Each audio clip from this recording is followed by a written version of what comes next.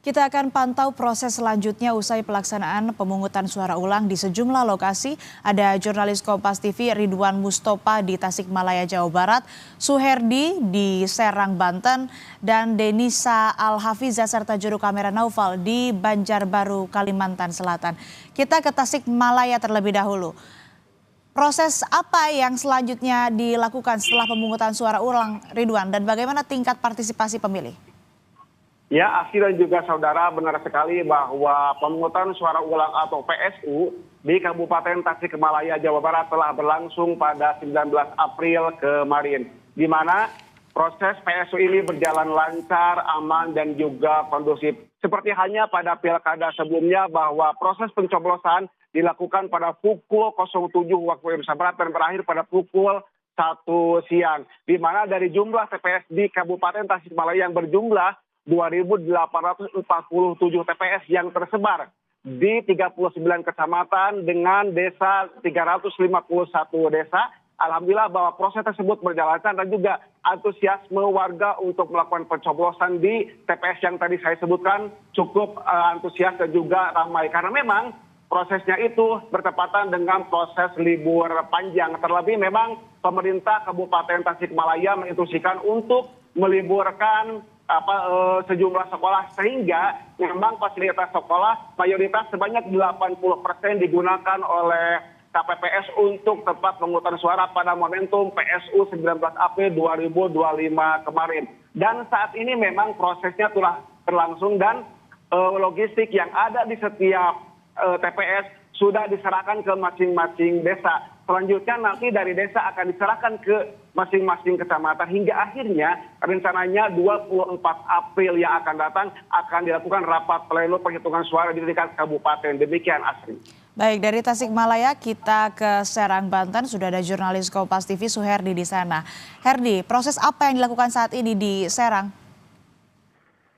Ya, selamat pagi Asri dan saudara. Saya melaporkan di Kabupaten Serang ini bahwa pemungutan suara ulang di hari Sabtu kemarin bahwa antusias warga sudah tetap tinggi, namun pasca penghitungan suara di setiap TPS itu mengalami penurunan.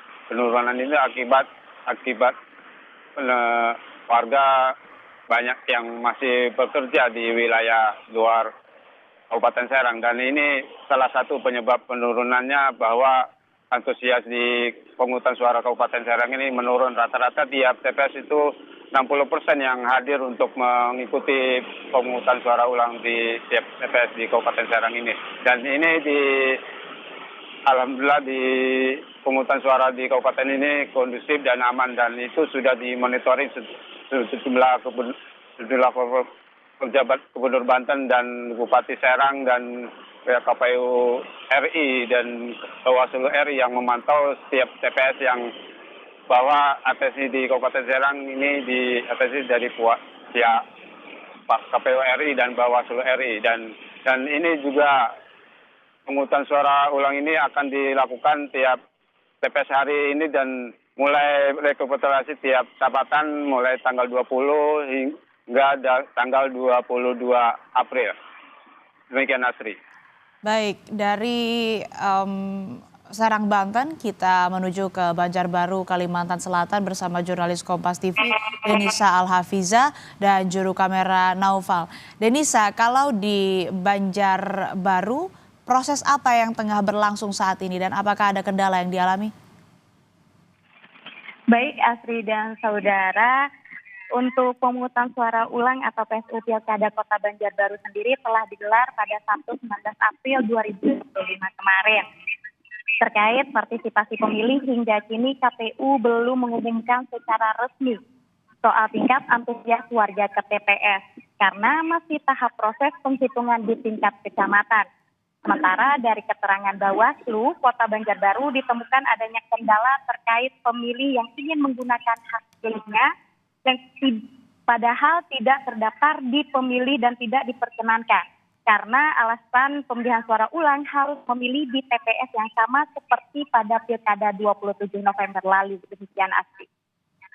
Ya, lalu bagaimana? Apakah ada kendala ataupun juga tindak lanjut dari pihak terkait?